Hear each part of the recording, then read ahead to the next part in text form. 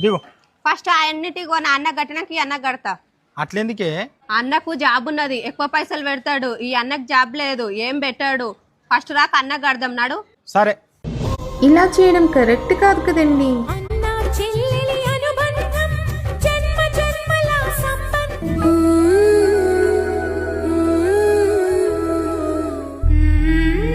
అన్నిగనం పైసలు ఎందుకు పెడుతున్నావు? మనకు సంసారం లేదా? ఎవటి 200? అవి కూడా వద్దు, నాకు ఖర్చులకు పెట్టుకో.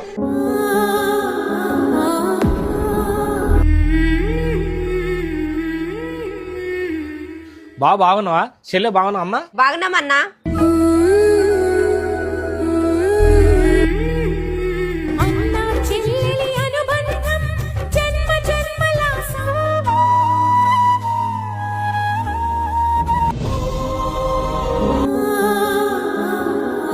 మీ అన్న నీ కోసము 2 నెలల నుంచి పైసలు జమ చేసుకొని తెచ్చిండు.